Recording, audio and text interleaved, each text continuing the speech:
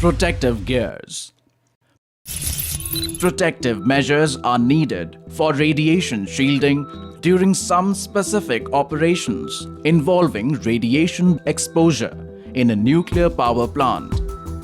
Like any industry or factory, human resources are needed in a nuclear power plant.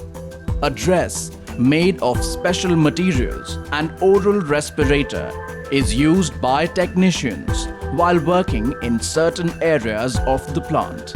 Plant workers wear a small, badge-like radiation dosimeter, which is used to determine the radiation dose exposure.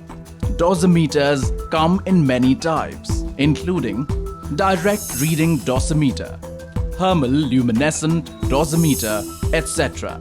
Protective gear is used in conjunction with a variable dosimeter to ensure exposure levels below specified safe limits.